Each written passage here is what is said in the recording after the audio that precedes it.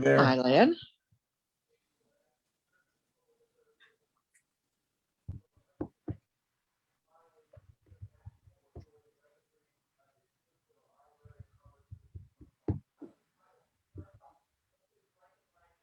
How's your nephew doing, Pat? Actually, he's home. He's cracking jokes.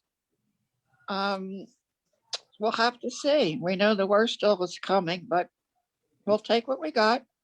Mm. It's amazing. You can have 3 brain surgeries and be as upbeat as he is. Well, that's good, though. Yeah.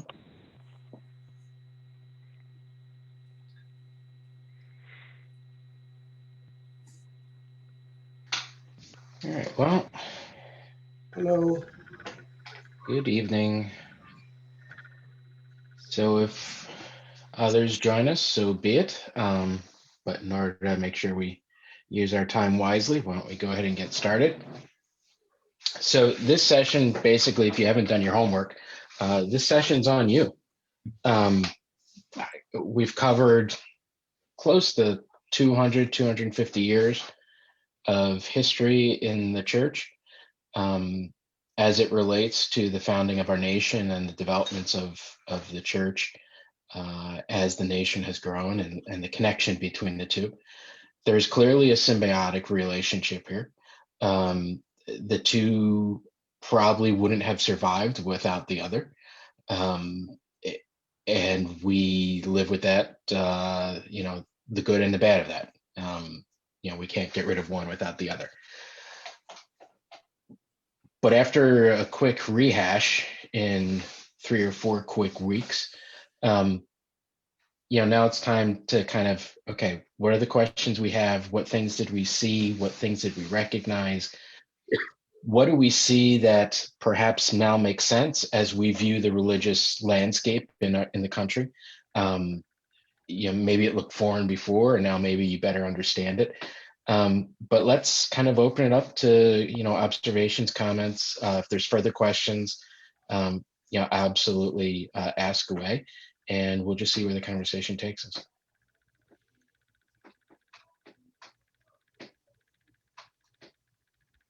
And if not, the 20 and 30 something group is meeting at 8 o'clock for drinks. So I'll just leave this one early and start early with them. So it's, up to you.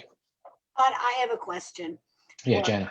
And that is, in contemporary times, the big E, I guess, evangelical movement has aligned with Trump in a way that I don't fully understand. And I guess that's the gist of the question. How they who claim to be a devout group, and given the history of the church, etc., are able to or willing to appear to espouse the very restrictive and inhospitable rhetoric that's coming from the Trump movement. Okay, so, and I know it when lecturers use this word, but this is a very nuanced situation. In other words, you cannot claim that the evangelical big E movement is united behind Trumpism, and I'm using those words, the more extreme versions of things that Trump has said. Okay, much the same way that like Calvinists are different than Reformed theologians. Calvinists are extreme followers of Reformed theology, but it's not something that I would adhere to. So we're talking about a small group. First of all, the evangelical group that I think we all may wonder how on one hand they can talk about being Christians and on the other hand supporting some of the policies of the previous president. There's several dynamics, and they're all American. First is the reality that there is no unified Christian church in the United States. Okay, so whereas in other states or countries, You could have a representative of the Church of England say something, and you're covering a good portion of the population. Or you could have the Vatican say something and you're covering a good portion of the population. There is no similarity in the US. And so the reality is that a very small group of who I would describe as right-wing evangelicals, because evangelicals cut a large swath. There are progressive evangelicals. Eastern University is sort of the headquarters of the progressive evangelical movement. Ron Sider and Tony Campolo and so forth. And then there's a kind of a middle ground of the evangelical movement, of which like Mark Knoll, who is one of the authors that I've quoted at length, represents. And then you have a further right evangelical movement that you would identify with the Jeff Jeffress and Hagee as the leaders of that crowd. So that's one dynamic. So we're looking at a small percentage of even evangelicals that we identify as kind of being Trumpist. The other part of the dynamic is this. Throughout history, including modern day history, anytime there is a grave upheaval in a society, you see people turning towards a fundamental movement. Now, the fundamental movement is basically sort of like a back to basics movement. It's a sociological, it's a religious, and it's an economic understanding. So when I say fundamental, or when we talk about fundamentalist, it can be a lot of regards. Okay, so it's not just doesn't refer to just Christian fundamentalism. It can cover all religions. Okay, we would talk about the Islamist movement as being a fundamentalist Islamic movement. There's fundamentalist movement in the Jewish tradition. That would be the ultra nationalist Jewish communities in Israel.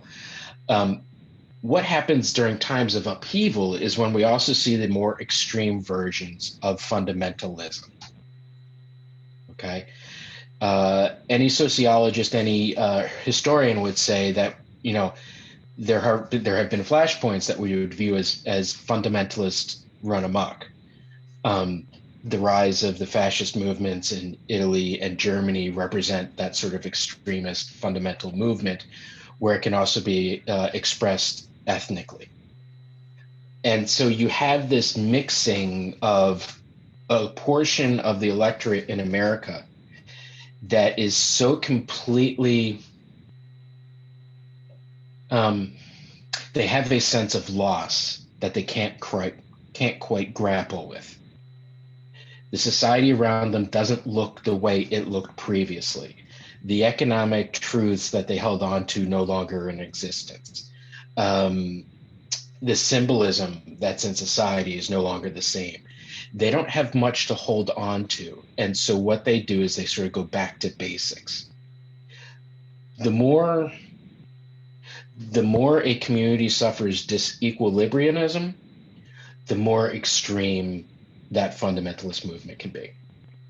And I think we see some of that occurring in a variety of forms with some of the folks on the religious right, extreme religious right. Okay. The reason why they are expressing as extreme views as we perceive they are is because their sense of equilibrium is off because of what they see in society. Okay, they just can't recognize society anymore, and they don't know how to get it back. Richard Fenn was one of my professors at Princeton, and he wrote a book called The End of Time. And he wasn't talking about like the eschatological end of time. What he talks about is when societies come to a point in time where people cannot feel comfortable about predicting the future, that's the end of time for them. And so if there are people in the United States who can't comfortably predict what the future looks like, then they are suffering what we would call an existential crisis. Okay. And all these things aren't to belittle or dehumanize these people. This is science. This is academia. This is what we know. And it can happen on the left and the right. You know, and it just so happens right now, it's happening on the right. In the 1980s, there were people in the progressive church who were suffering from an existential crisis because they didn't know how the church could respond, or they didn't know how to respond to the power of that at that time, the evangelical movement. And there were many who were despondent, wondering about that as well. And that's why the kind of the worship wars, if you remember the whole contemporary versus traditional music, you know, the worship wars were, I mean, it was blood sport, because it was, you know, the traditional music folks thought the future of the church was at stake. Don't put up media images in your sanctuary. That's the end. That's the beginning of the end. Don't buy into the social media aspects of church, because that's the beginning of the end, because that's what the other people are doing. And that represents the end to us because we can't understand what's happening. I know that was a long-winded explanation to perhaps something you may have hoped for a shorter answer, but there's a lot of things that are going on in that movement. Some of them religious, a lot of them more sociological. But there are factions in this extreme right, so-called religious movement, who have huge amounts of money that they have funneled into right-wing politics. Sure. And from all I've read and heard, they're not particularly religious people in terms of their life. It wouldn't be the first time that the church is used as a foil. Yeah, and they've really made inroads, or they did make inroads, huge inroads into the previous administration. But that's happened throughout history with the church. Sure. Yeah. So I mean, I think we have to understand this is the nature of the business. You know, because we act like this has never happened before, and I think we do that in a way of trying to allow it to make more sense for us who are looking at it from the other side. But I mean, it's like the nobility in the Middle Ages. They had their own agenda, so they would hide behind actions of the church. Mm-hmm. Right? It's happened. It happens throughout history. Now, I mean, you're going to see it's going to be the same thing.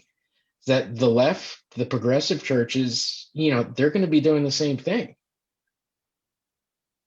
You know, and Except they're not as rich, probably. that's not true. Yeah. Hey, Dad, what's the pension of Peace USA right now? I mean, look at any of the mainline denominations. You look at their portfolios. Okay. And you look at the people who have given into those portfolios. The Pew family, they're good Presbyterians, right? You know, the Haas family, some, you know, are also at Bryn Mawr Pres. So it's a matter of where you're willing to put your money. Now, it just happens on the religious right. You're far more comfortable giving it to your church because they have this demonstrated ability to use your money for your political agenda. That's more a statement about the right's ability to organize that the left doesn't have. That's not to say that there's more money on the right. There's just as much money on the left. The liberal church just hasn't figured out how to organize.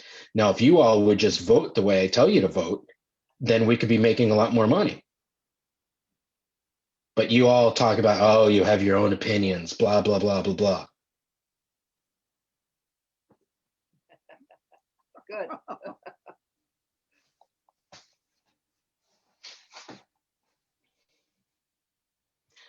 Bill, you're still muted.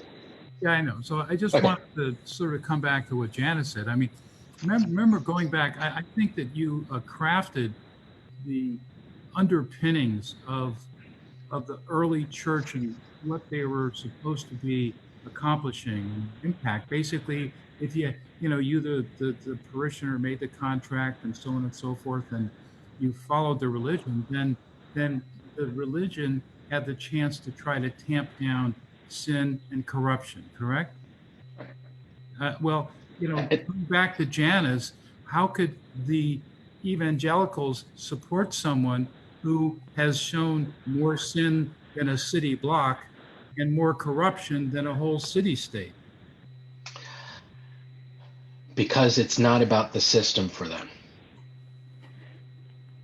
In Explain. other words, they believe that by supporting somebody like the former president, that by getting people elected into either office or judges appointed, they will put the onus where it should be, which is the fact that each man and woman in America needs to make a decision whether they're going to be sinners or accept salvation. That's their view. They want a system in place on the governmental and social levels in which the onus is placed upon the individuals to select Jesus Christ as their Lord and Savior. But they can Everything else is secondary to that. they can condone a leader who does not follow the prescribed path. So it's this is politics. This is marriage of convenience. Can I say something though? Yeah.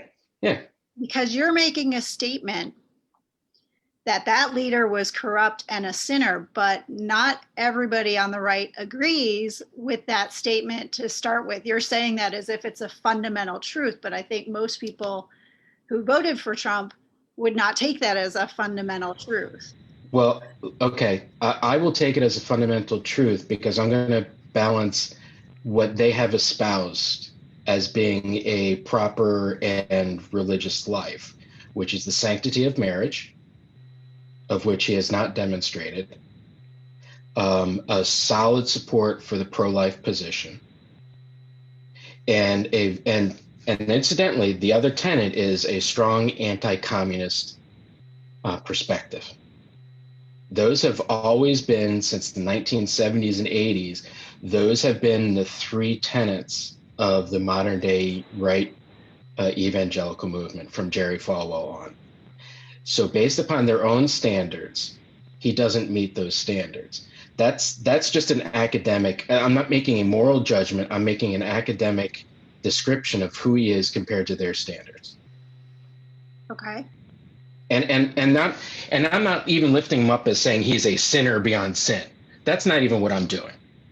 I'm just saying he is somebody who has not historically fit the image openly. I mean, normally there are some of the folks that we sort of wonder about, like he's talking the game, but we don't think he's walking the game. He's the first one who's ever sort of been like, I'm okay not even walking this game, but I'm going to tell you I will support you in what you're doing.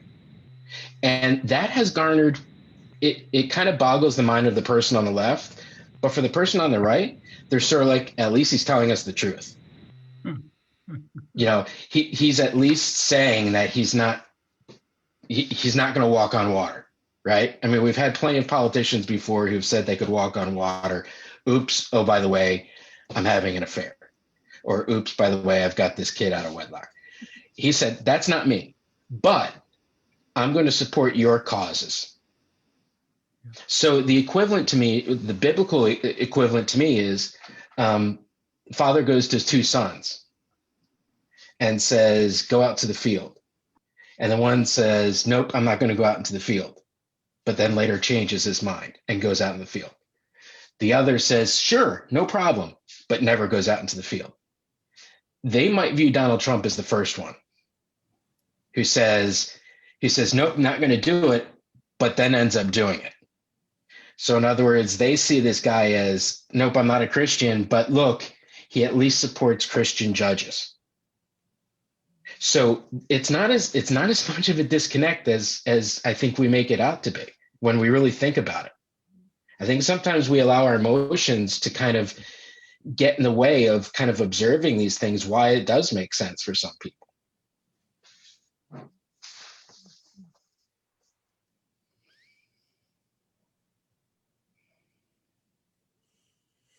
I gotta ask you a question.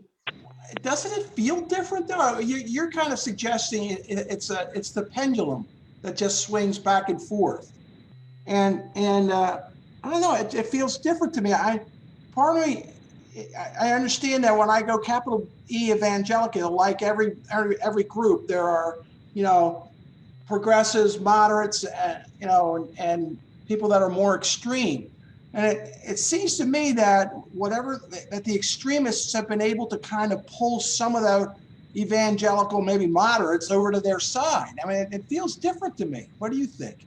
You explain how it feels different. All right. Well, Where's Hank? well, That's normally the question I throw at Hank. yeah. It just seems like they've gotten a bully pulpit, obviously, by the election of the former president. And They've always but and they've always had that bully pulpit. yeah, but then it's like people that he brought in, Right. who seem to have. It just seems louder to me. It just seems like there's more people that are in positions of power and control that are kind of exerting this kind of extreme position. Yes. So But that's because of who he was as a candidate. In other words, he ran against the whole party establishment. Yeah. On both sides. And it cleaned both their clocks. So he could bring in whoever he wanted. Yep. Okay? Yep. The reason why political parties, and the reason why the decline of the political parties in the United States is a real problem for us, is that previously they've been gatekeepers. Mm-hmm. And crazy liberals like us hated that. Right? We don't want parties controlling anything anymore. Well, if you don't have anybody controlling the gate, then anybody gets in. Mm-hmm. And you get more and more radical people into office. Mm-hmm. So, there's not anything new. I mean, the interesting thing is Joe Biden ran as a centrist, right? Right? Y'all nod your heads. He ran as a centrist. Yes. Okay. Okay. I got news for you. Not that he wants to, but the dynamic of the world has changed so much that his policies are probably going to be far more progressive than Obama's. Uh-huh. Mhm. So I mean, it goes both ways, because the left is going to pull Biden further to the left, just much like the right pulled Trump to the right. Mm-hmm. So look, it's easy for us to sit on the outside and not recognize our own role in this. Mm-hmm. In other words, it's very easy for people on the left to vilify Trump and others when there are people like Mo Brooks and Paul Gosar who have severe authoritarian tendencies, much the same way as it's fair game for people on the right to paint people in the Democratic Party as socialists, because you have people who have solid bona fides of being a socialist and make no bones about it. Mm-hmm. So we have a situation where if the shoe fits, you wear it. And the fact that you don't have parties who have the strength to say, no, we're not pushing a socialist agenda, or no, we're not pushing a authoritarian agenda, we get what we get. There's no discipline. There's no party discipline anymore. If there was no party, if there was party discipline, AOC does not have a committee spot, and neither does Green, based upon their own party statements.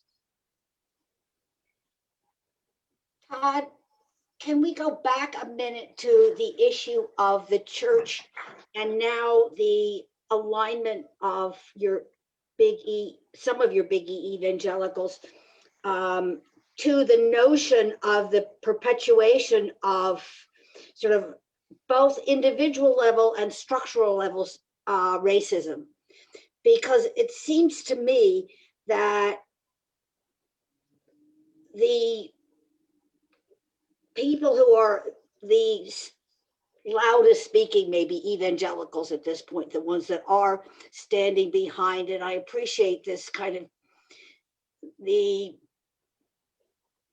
bonding together with him has many positive benefits for them.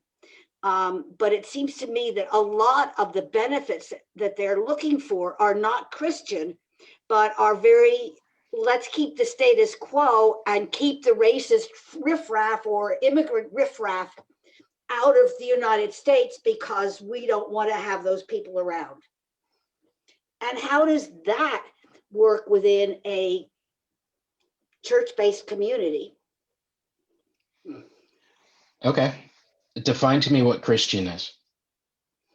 Well, I would have one of the ideas of what I consider to be Christianity, and I'm not going to go through all of the different things, is a sense of equality between people at a fundamental level, and that people are not put into a social status by something like color or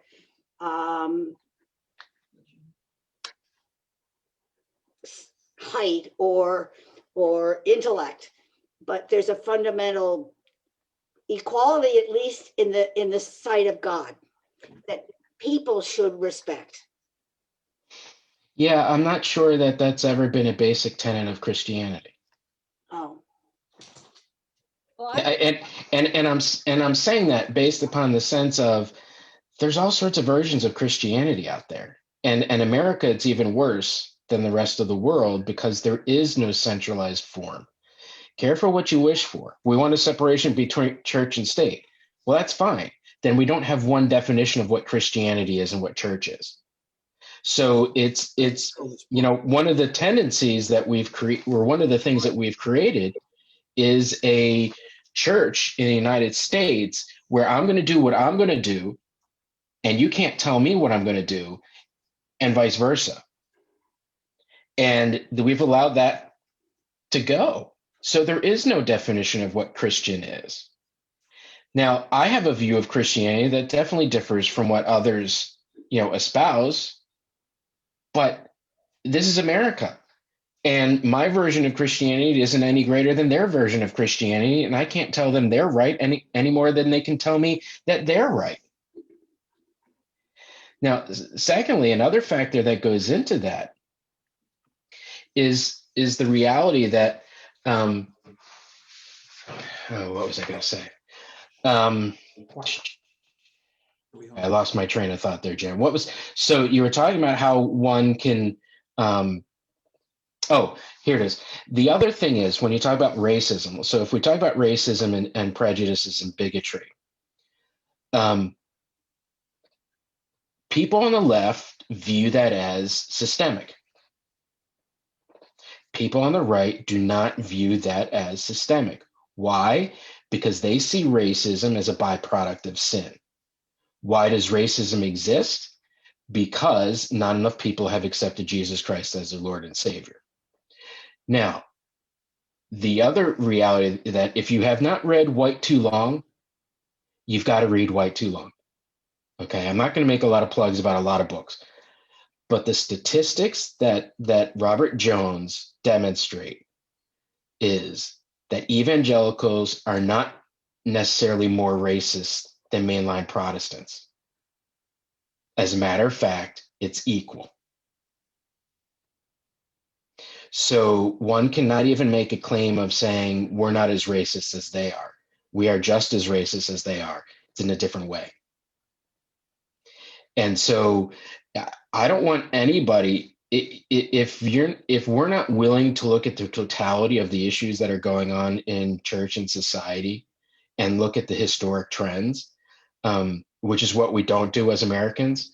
We only look at maybe last week. We don't look at, a decade ago. we're not in any different situation than we've ever been in this nation. We just assume because it's happening to us, this must be the worst situation in the world.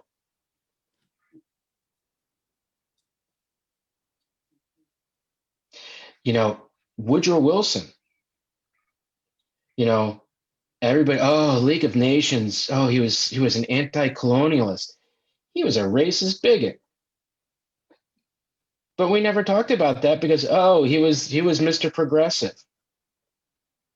Let's not forget, he was the one who cheered on the movie The Birth of the Nation. You know, so we conveniently forget, you know, the log in our own eye when it comes to church-state relations.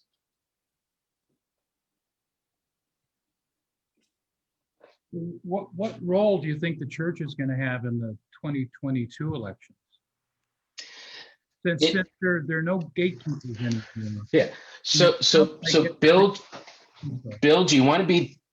How much wine do you have downstairs? One or two. I may push you to drink all of it, just because, you know, I'm involved in the Collegium of the Presbytery, and you know, which is the leadership, it's the board of the Presbytery, and we're looking at the issue of racism and formation, and how do we help people understand racism in a real kind of tangible way. Here's the problem we have in the church, and it's not just related to racism, but we've been so much part of the problem of racism that I'm honestly not sure we can be part of the solution.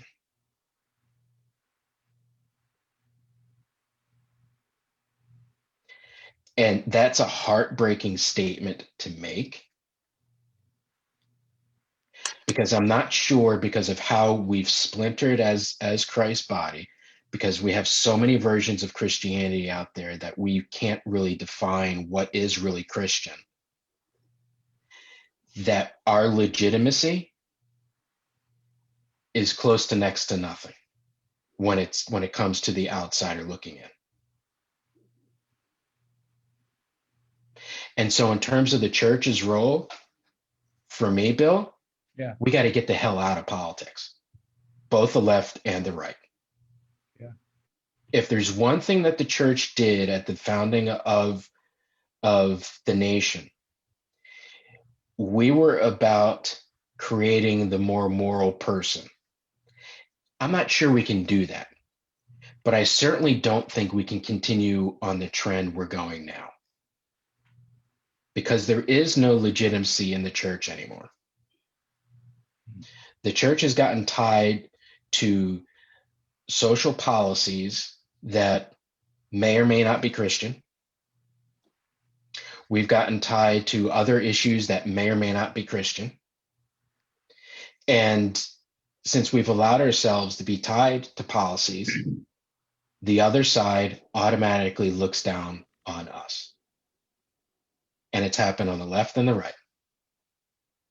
It's why there could be an honest Christian on the right who talks about his faith, and they might be, or she might be speaking with all sincerity and integrity. But because they're a different party, you will believe they were fake. And the same thing for someone on the right. You know, someone on the right viewing Joe Biden, he's not a real Christian. Much the same way as everybody on the left said, Trump's not a real Christian, because it doesn't match my definition of what Christianity is. That's what happens when you dabble and mix politics and religion. The gospel loses. So what lasting effect do you think? What lasting effect do you think Trump had with some of the issues that he influenced policy that intertwined with religion? You know, for example, Such as? charter schools. You know, it was only, you couldn't be to a religious school, and now it's and a number of other policies too. Right, but he's not the only president who ever weighed in on charter schools. Like, I mean, the charter school movement has been around, and the church voucher or the school voucher movement has been around for 20 to 30 years. So, I mean, I'm not laying that at the foot at Trump. The difference of for the president and his policies was that Betsy DeVos, who has bankrolled most of the kind of charter school movements, at least on west of the or east of the Mississippi, became the Secretary of Education. But that's an issue that's been around long before Trump. So I mean, and to be honest with you, the data doesn't support the charter school movement, which is part of the problem, at least for the charter school movement. But that's not a Trump thing. You see, there aren't many things that Trump actually did that were like flat out just Trump. Most of them were things that had been going that he just picked up on. Because I honestly don't think Donald Trump has a hardcore philosophy of what he thinks government should be. No, He has no idea. no. And to me, that's not a criticism. That's not it's not his world, right? And so the immigration policy, I mean, I think he's probably close on immigration that he is on any issue, but still, I mean, that's been, I've told folks that's been an issue for 30, 40 years that's been unaddressed, and nothing that he did was anything that hadn't been espoused previously about. He was just the first one who said, I'm building a wall, I don't care. And again, his supporters believe that because here was someone who said it and did it and said, I don't care, we're just going to do it. To them, that's the difference. Like, you would have all sorts of other people saying, yeah, we're going to build a solid wall. And I can remember them saying, when it comes to immigration, or we're going to bring out the National Guard and just stand along the border. They never did it. The difference is that he actually did it. But none of his policy statements are anything new. So that's why I have a hard time with like this, like he changed things. The only thing that has radically changed, and I don't know if this is actual doing or not, and until somebody can kind of show me a videotape of him, the only difference is that he allowed certain members of the extreme right, have more of an opening outside of the White House. Not inside the White House, outside the White House. What about Bannon? He's another huckster. I mean, But he was in the White House. he was, but he's a huckster. I mean, he wants to make money. I'm talking about the ideologues that, when you get organizations like Proud Boys and the 3%ers who now who were getting shout outs by people around the president, not the president himself. That's the difference. And the question is, do we see that happening on the left? In other words, are there going to be shout outs towards more radicalized folks? We all know that Black Lives Matter movement is not like one movement, right? And there are far more radical people in that movement than others. Is there going to be equivalency where somebody who's radical says something really offensive and there's no condemnation from the White House? In the same way that people on the right were saying things, and I mean extreme right, not Right. Republican right, I mean extreme right. They would say stuff and you would expect the White House to condemn it and did it. That's the only real political difference that I saw happening underneath the Trump's administration. But again, the great progressive president cheered on the Birth of the Nation movie. Okay, so we've had other presidents who have sat down with racists and bigots. Again, this is nothing new, and so on one hand, I don't want to belittle like what's happening. But on the other hand, we as a nation have to grapple with the reality of how we've allowed racists and anti-Semites to get under the tent.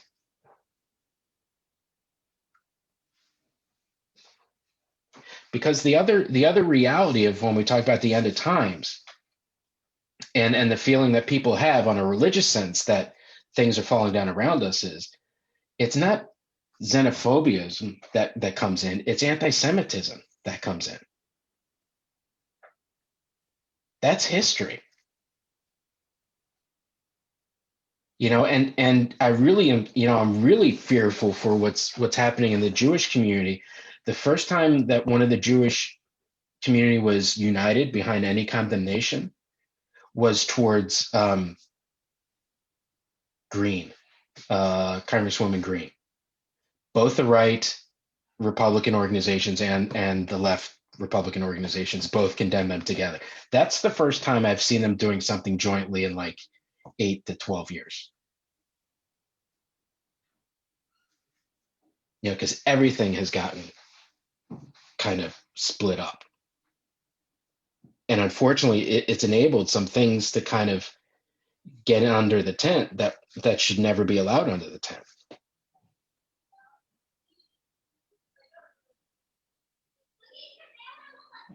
You know, and anti-Semitism, you know, you look at it on the left and the right. And now we have people sitting in Congress on the left and the right who have both espoused strong anti-Semitic perspectives. That should tell you right there that we're off. We got a lot of off. Yeah. But I mean, this is, and again, it's, and I'm not going to lay all this blame at the church, but this is what happens when every, you know, it used to be, oh, every community had a church on every corner. That's not necessarily a great thing. Because if you were one community, you'd all be worshiping at the same church.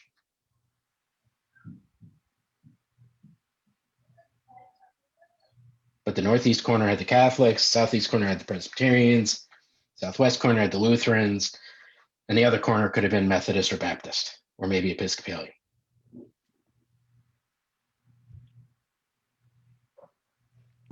All right. And then there was the First and Second Baptist Church on opposite corners. Right. So, a real simple question. Is there more separation of church and state or less? This is what this whole thing's about. Is there more or less than what? Separation. Now, Now, Now, then when? from the beginning to now. There is more separation because it's not unified. more separation between church and state. Yes, because it's not unified. I still think that the church, I still think that the Christian tradition, I'm not going to say the church, that the Christian tradition still holds a certain amount of sway in the halls of power. But that's more so because of the public realm, public faith tradition that the country has, than the actual quote unquote relationship between church and state. So one of the things you talked about that they tried to do, founders, was they tried to put in these religious statements that everybody could sort of agree on, like one nation under God, without specifying who that God was, and that in those things there was a bond that was created under them. Right. Like these days, everybody's trying to get rid of the under gods, the, you know, saying the pledge in school, all those pieces that at one point were unifying us. And at the same time, I feel like we are losing our unity as a nation in that, like, I feel like we're losing our patriotism. You know, it's not so much like, hey, we're all Americans first and then something else. Do you feel like that's true? And do you feel like part of that has to do with the fact that we're taking things out of? The patriotic statements. Yeah, I mean, I think the one nation under God. I mean, I think that was a great mission statement for a previous era. In other words, if I'm going to look at a country and as say as like a congregation, we sort of need to have a mission statement like that we can all unite behind. Because you're right. I mean, you can't say one nation under God anymore, because then the question is, well, is it the Lutheran God? Is it the right wing God? Is it the left wing God? Is it the Presbyterian God? Although Presbyterians don't believe in God anymore. I'm sorry, that slipped out. Which God is it, right? Is it the inclusive God of the Abrahamic faiths? Is it some amorphous God of, Eastern, mystic tradition? We can't do that anymore, right? So the question is, what are the values that unite us as a nation? You gotta include the atheists. I mean, they're out there. Well, they're the problem. Now, if we could only get rid of them, everything would go back to being fine. Right, like they just took away the oath, right? When you say an oath now in Right. Congress, you don't have to say "So help me God." Right. The insertion of under God was only came about during the 1950s. Right. The rise of communism. It did not exist before that. Yeah. And Eisenhower was against it, but who listens to the president? No, and it's true. It's because we need to think of what our values are, because they've changed. I mean, we've changed as a nation. Our values have changed as well. We don't all necessarily agree in everything, but there are values I think we all believe in. But we're not talking about that. Yeah, I used to think that everybody more or less had a value that says democracy and democratic government was an important value that we had to honor and value. But my faith has been shaken in that considerably, and continues to be. Well, I think when you hear, Mark, let me speak to that. I think when you can hear both sides accusing the other side of being anti-democratic, I think that tells you that it is a value. But I think our elected leaders are too inept to figure out how we have a conversation about it. Because I think there are a lot of people who are proud to be an American. I don't think they want to talk about it because we don't have a constructive way to talk about it right now, because our leaders are inept. And they don't want to talk about it because it doesn't suit their political purpose. Well, who put the leaders there? Wake up and look in the mirror. Yes. Yeah, I know. No, this is the one place where maybe the church helps. When we recognize that when we wake up in the morning, we have to confess our sins, we should be waking up in the morning and go, "Dear Lord, I'm really sorry that those people represent me in Washington. Help me fix it." But Todd, I think we've got another thing that we're not keeping in mind well enough. You talk about one nation under God, and I'm not at all unhappy by not having defined who that God is. But we are living now, because of what's happened with technology and everything else, in an extraordinarily global circumstance. I mean, we used to smile when they said, if a butterfly flaps its wings in Japan, something is happening in California. But that's not such a far-fetched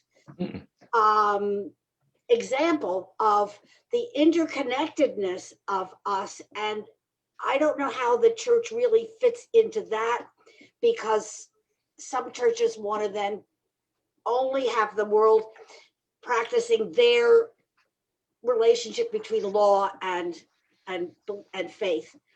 But I think it's a bigger conundrum that we're not willing to put into, either from an individual or a church level, any place in the world. The one was Portland's General Assembly. So 4 years ago, That came up briefly on the floor of the General Assembly of Peace USA. The churches are inadequate to deal with that. Why are they inadequate to deal with it? Because our present system can't deal with it. Our international system can't deal with it. How do we deal with data, the issue of data, which is becoming more and more critical, which is Google, Apple, Amazon, right? There are two competing ways to address that. And I don't know if either one are right. One is to increase the liberal order, the new liberal order of kind of the post-World War, or increase nationalism. And those are the two competing visions out there. We need stronger world order, or we have to have each nation being able to take care of themselves. I don't know which one of those is right. The church certainly should not be weighing in on that, because we can't even figure out how to worship together. And there's only one church structure that could possibly deal with it, and that's the Catholic Church. I think you're right, Todd, but maybe we as church people and as other citizens, because I would put some other things besides just Amazon and Google and Facebook. I mean, looking just at the pandemic, yeah. we will not get out of the pandemic in this country until the world is out of the Right. pandemic. I mean, we can Right. pretend that we can, but the truth is we can't. And so that makes it really important to share vaccines. Yeah, I mean, my example of data it was just an example of saying there are so many cross-border issues that we're facing. Healthcare, disease, climate change, food insecurity, all these things cross boundaries. And how do we deal with them? The whole world financial system seems to thumb its Right. nose at everything else. I mean, they couldn't care less that there are different countries and different governments and points of view. Yeah, and the church, at one point in time, when the Pope and the Emperor kind of shared coffee on Tuesday morning, where they tried to figure out world domination, they could deal with it. But you can't. The church can't anymore. They can be at the table, but who's at the table? When it gets down to the faith level, every Tom, Dick, Harry, and Harriet wants to be at the table, even though, honest to goodness, most of the religious leaders are pretty useless and shouldn't necessarily be at the table because they're not going to add anything to it. And I think this is a problem of, I guess, where the church should fit into this, to me, is we've got to figure out a way to instill hope and faith in each other and in our institutions. Don't we have a requirement as a church to try to also instill some level of moral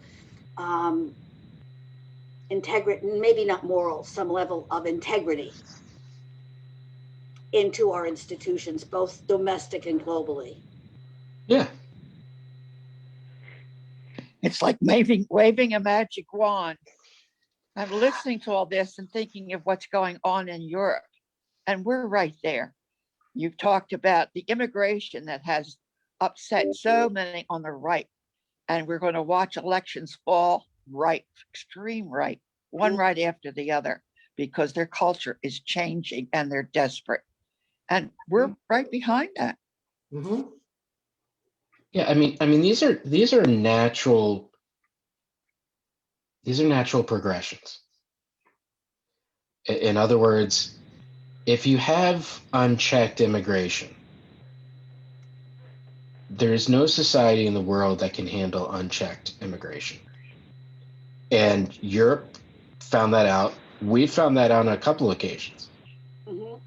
This is why there has to be commonsensical immigration policies, but this is also why isolationism as a foreign policy, particularly for the United States, is a failure.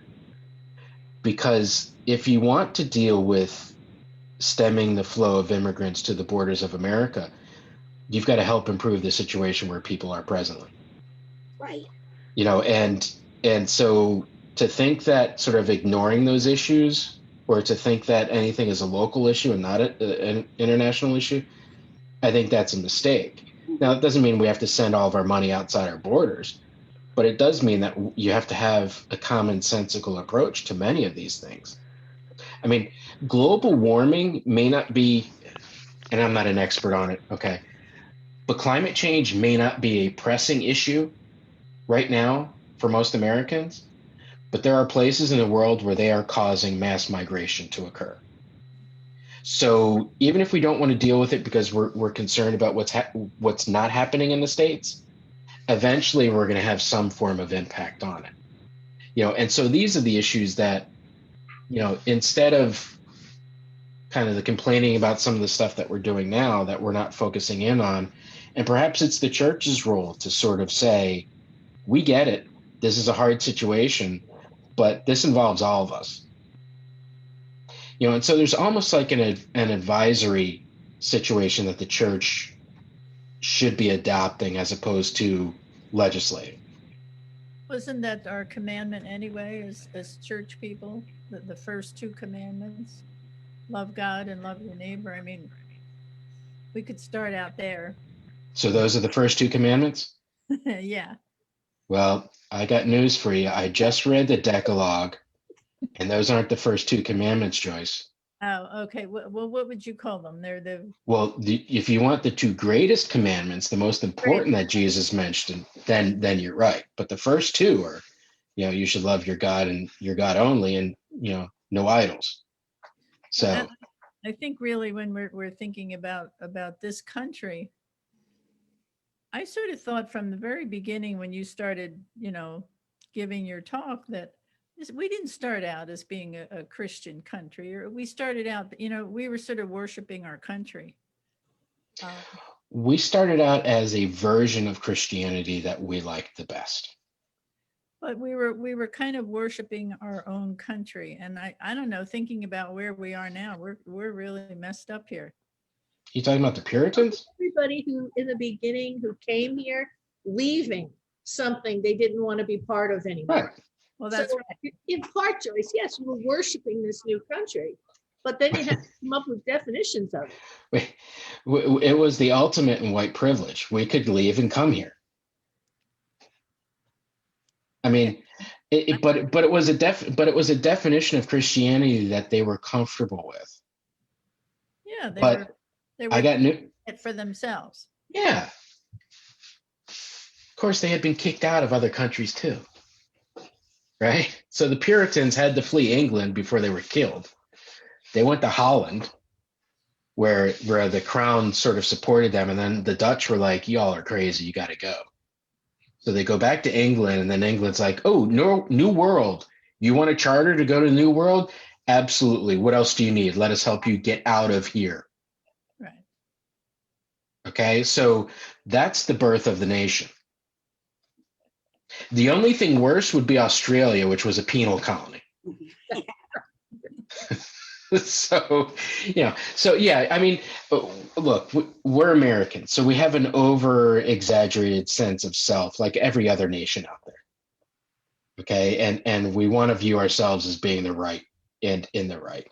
And, you know, we've been lucky to survive in some regards, and in some regards serve the values that have instilled in us, you know, and you know, the two oceans protected us. You know, it is what it is.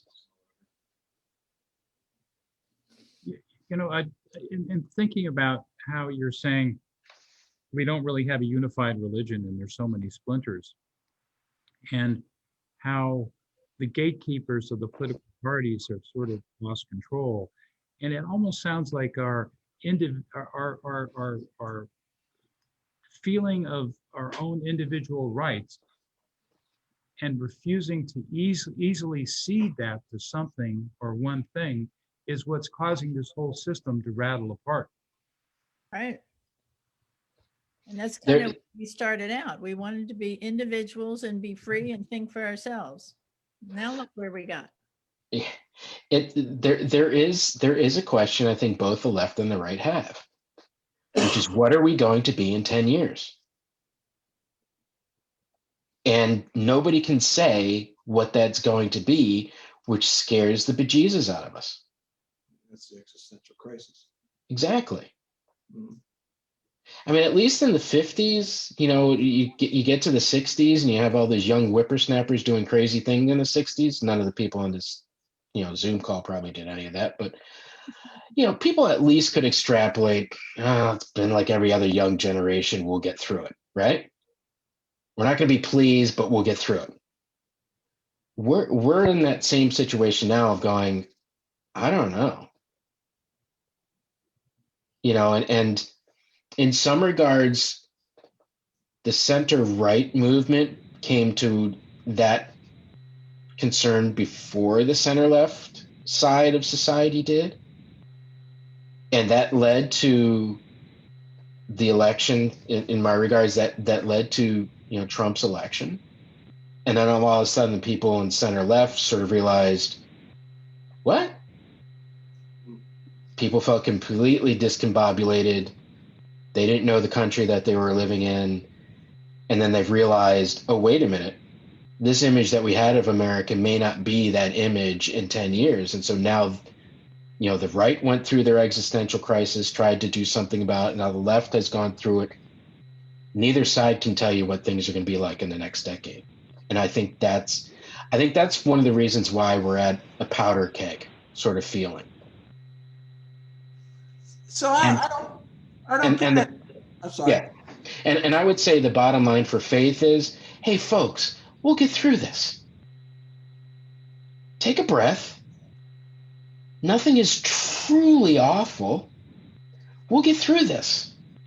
One way or another, we work with each other. We'll get by.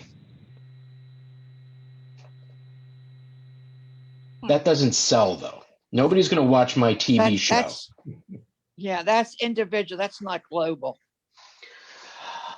No, that's a byproduct of Western civilization. Right. That's not global. There are some people who will not get through this. Well, I think unfortunately. the other thing is, if we all do nothing, everything will just roll along as usual.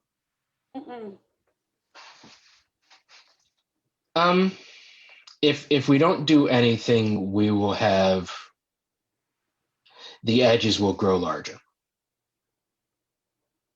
and the middle will shrink. Again, just look at what's happening in Western Europe. Well, it's happening here. It's not in Western Europe. Well, I know. It's I know, easier to but see there, but it's happening here. Yeah, but it's easier to see there, as Yeah. you said. Well, it's easy to point your finger at those other people. Look at those stupid Europeans. No, I'm not pointing the No, finger at I them. know, just I'm saying they're an example. We Yeah. could see what they're doing right or wrong, right. and perhaps work something better out. No, Eastern Europe is at a tipping point of going backwards, and Yep. just in the sense of Western liberalism, not backwards as in they're becoming troglodytes. But we look at this country, and again, the lost revenue and disruption of people's lives to something like climate, the weather we've been having. I mean, I'm a believer of climate change or warming, but look at what's going on in this country alone, the billions of dollars that are being spent to rebuild and then have, the infrastructure, which is pretty miserable right now anyway, torn down again. I mean, we can't do nothing, I think, because I don't think it'll go on as just sort of usual, because the costs are getting too great as the climate makes our lives less and less predictable. No, I agree. I think the reality is, and again, as if we're thinking about what's the church's role or what's the role of faith in this time, Yeah. the role of faith should be to say, it's going to be okay. we're going to get through this. We need to stop just thinking about tomorrow, right? As scripture says, don't worry about tomorrow. Tomorrow's going to bring its own problems, but focus on what our relationships are right now, but also focus on, where are we headed in the future? Let's look down the road. In our hopeful sense, where are we looking? Do we have the courage to look? Or are we so busy looking behind us, as Yogi Berra says, don't look behind you, it's just catching up to you. I think that's what we're trying to do. We're trying to run away from something by looking back, and we're going to run into a wall. Faith has to be able to cast a hopeful vision. And a hopeful vision isn't that Christ is coming tomorrow, make yourself straight. Todd, couldn't the church also be speaking of, if we look at Genesis, God created, and we have come to the conclusion, I think, as Homo sapiens, that God created everything just for us. But that really probably wasn't his intent. That's why we've wasted the land and thought all other organisms were that they were there for our disposal, so to speak. But shouldn't the church, or couldn't the church be speaking out that we have that part of being godlike is to attend to the gifts that were given to us of this planet even?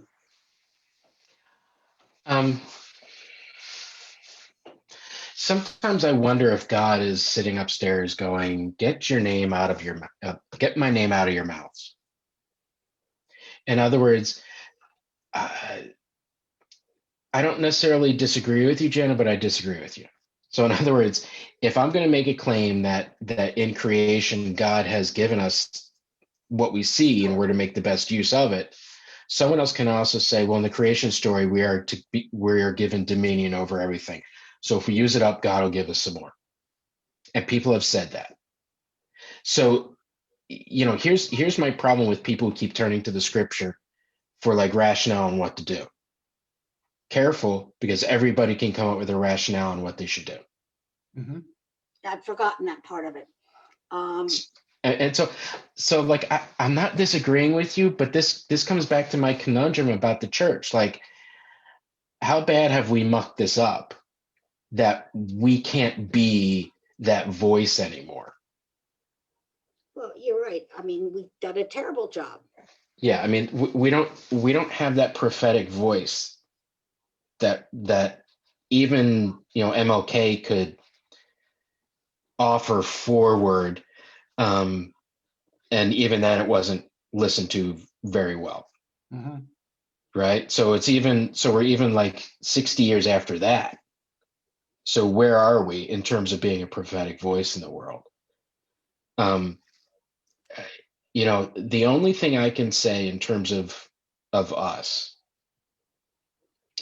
is we can only lend legitimacy to that which we represent.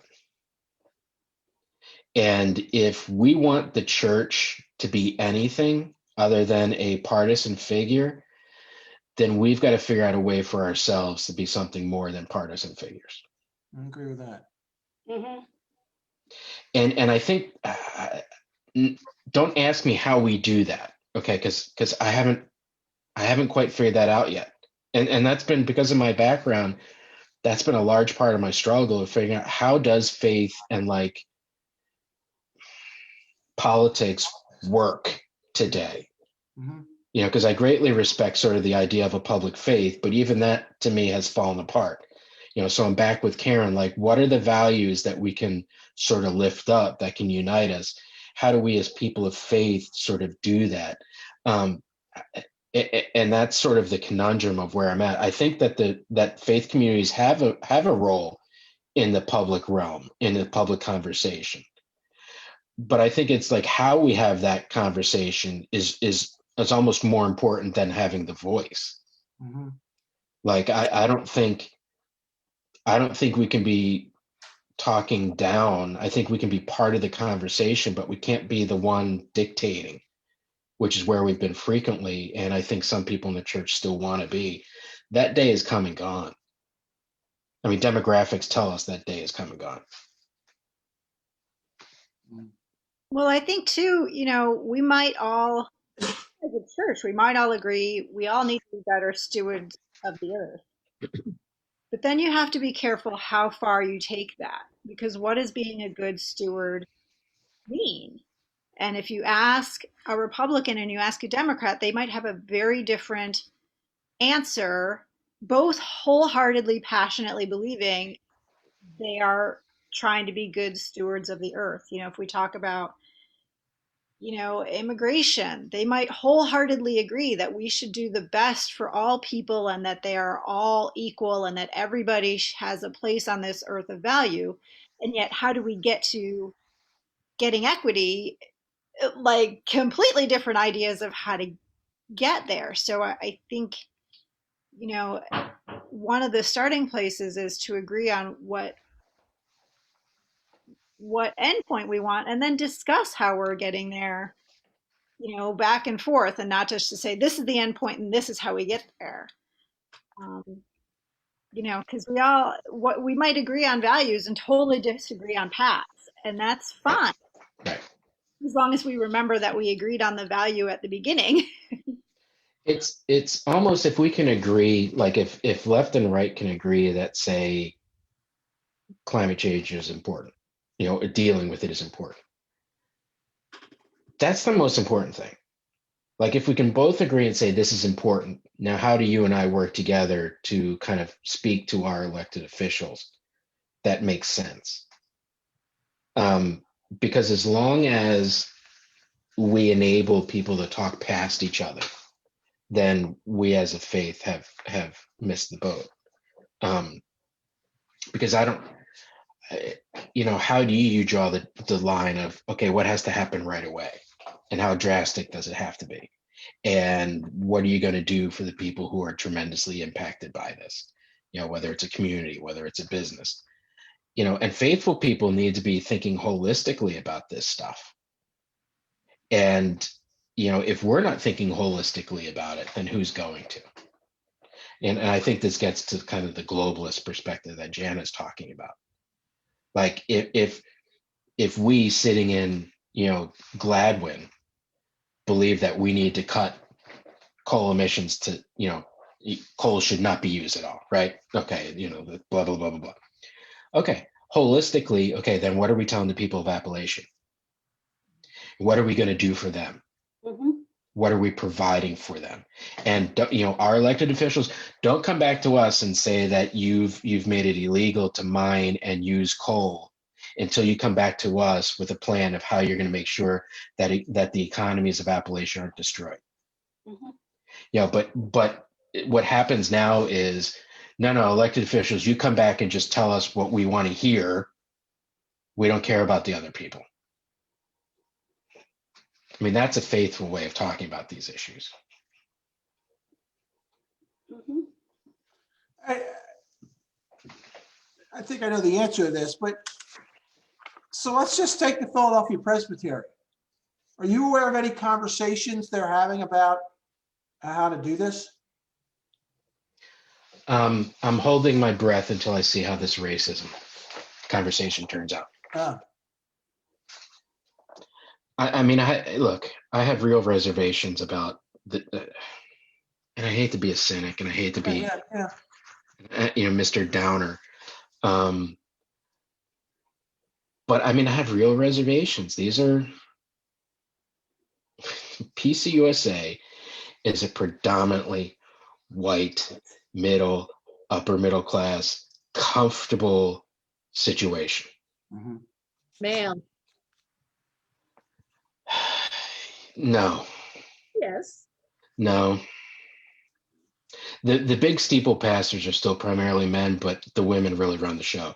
And I hate to break it to the men, but I don't think they know. no, they don't. The women sort of let them pretend. like all of time, right? Yeah, seriously. I, yeah, I mean, how do you get people who are in a very comfortable existence to recognize that they need to change? And when it comes to a lot of this stuff, that means we need to change. We need to change how we look at tax policies if we're truly serious about inequities in our society, right? We need to change how we look at things like education, healthcare, and a large part of it is like we might believe that we have more to lose in changing the system than to gain. Uh-huh. And I'm not necessarily convinced that we have to lose in order for someone else to gain, but the perspective is that we have more to lose if we change the system, any system. And so how do you get comfortable white folks to do that? Well, Todd, there is a little hope because I remember the day that I went when I was the head of session, and we went to the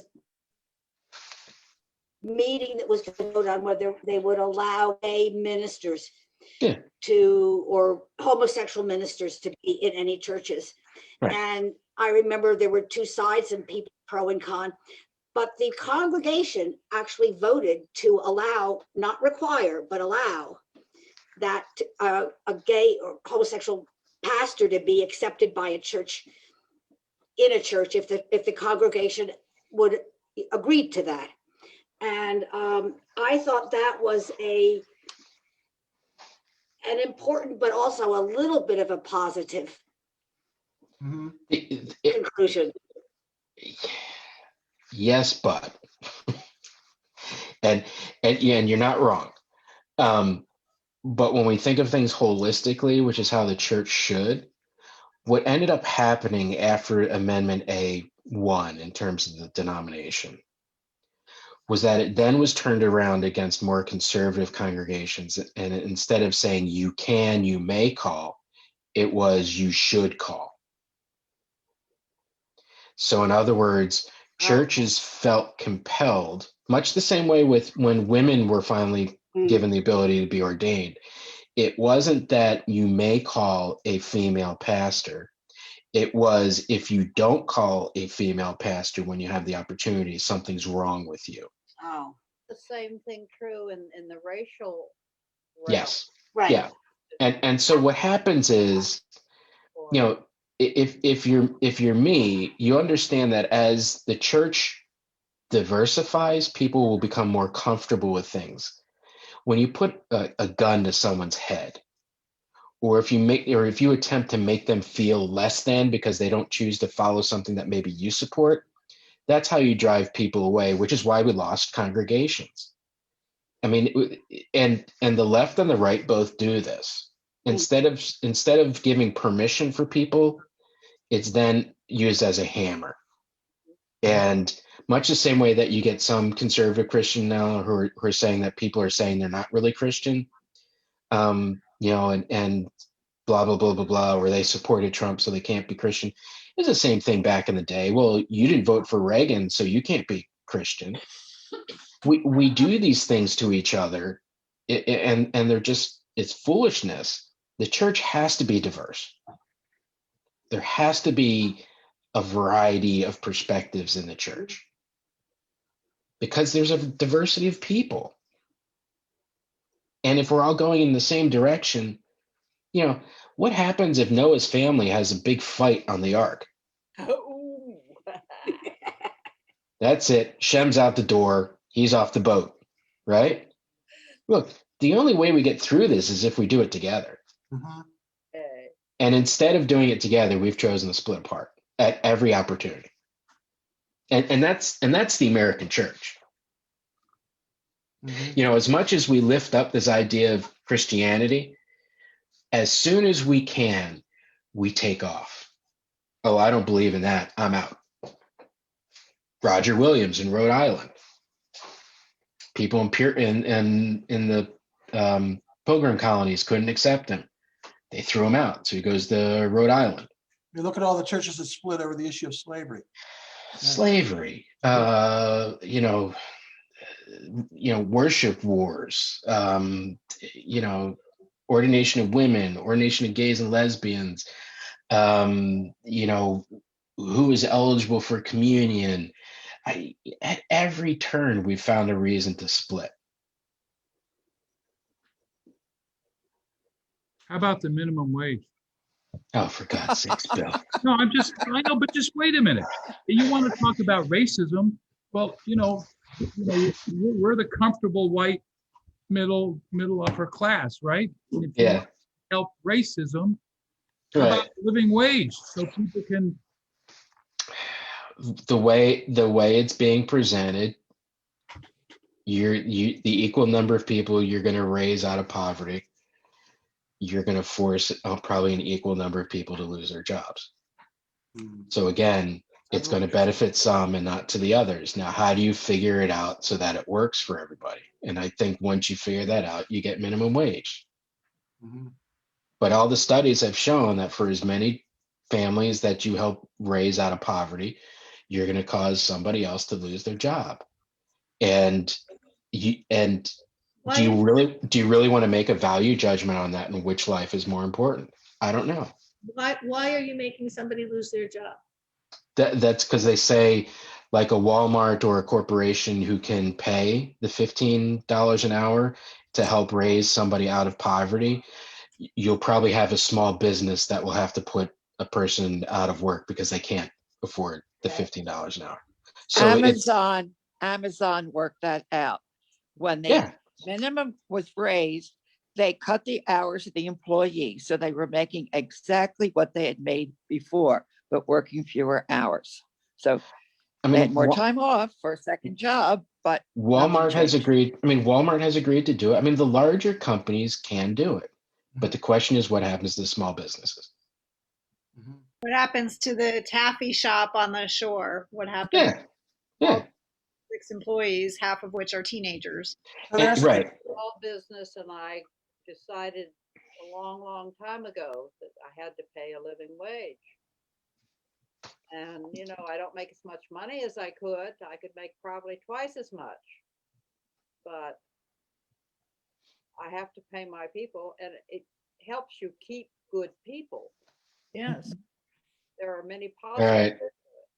Folks, if you want to stay on and chat, that's fine. I got to go pick up Lydia before I get in trouble. Thank you, Todd. Thank you, Todd. This was wonderful. Thank you so much. Hey, bye. blessings, everybody. Everybody.